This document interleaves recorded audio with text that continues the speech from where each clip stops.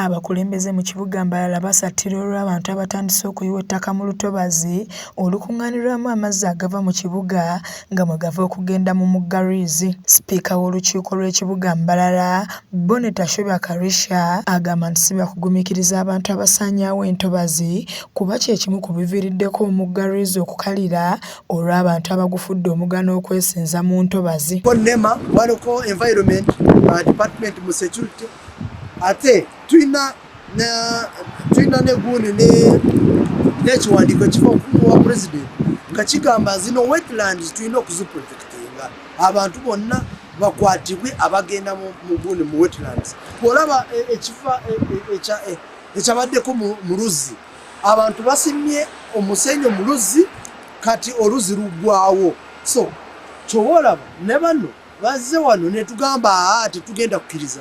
Ye Kyabwisho Gumisiriza ategeezezza nti baalabiraawo ng'abantu be batamanyi basimba ebikondo mu lutobazi luno nga babakwata ne babaggalira, kyokka ekyabajja enviiri ku mutwe kwe kufuna amawulire nti baayimbuddwa, nga n'ekyewuunyisa kwe kuba nti abakulu mu gavumenti ate be beefunyiridde okusaanyaawo entobazi.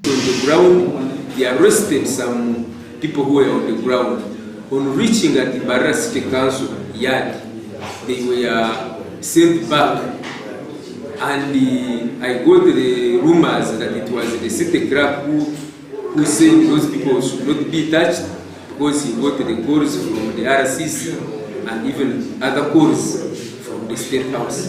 So we are saying if these people are investors, Ye Mmeeya w'ekibuga Mbarara Robert Kakyebezi aganye okubaako ky'ayogera ku nsonga eno n'atusindike wa RCC Right Colonel James Mwesigye ng'ono bwe tumutuukiridde obuzibu abutadde ku b'ekitongole kya NEMA abaawa abo abasaanyaawo entobazi ebbaluwa ezibakkiriza okukoleramu bye baagala. Bastabekisi bayine clearance ya NEMA.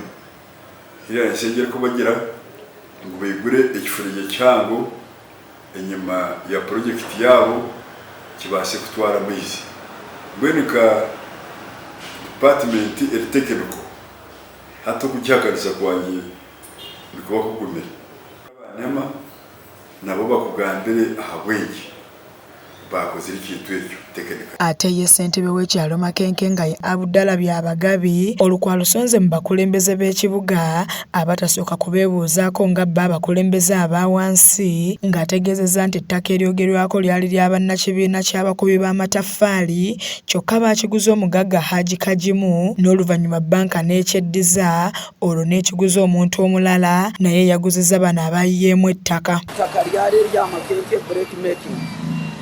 Ebajja ne balituguza Kajimu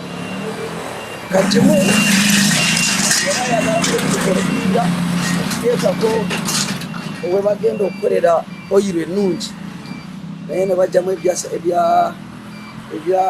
Gaddafi n'afa. Baagala bakole ebintu byabwe okuva waggulu, they don't consult us. Singa olowooza nga ffe bannannyini kitundu bajja wano ne batubuuza naffe netubabuulira ebyafaayo eby'ekitundu naye tosobola kuva waggulu n'ojja wansi.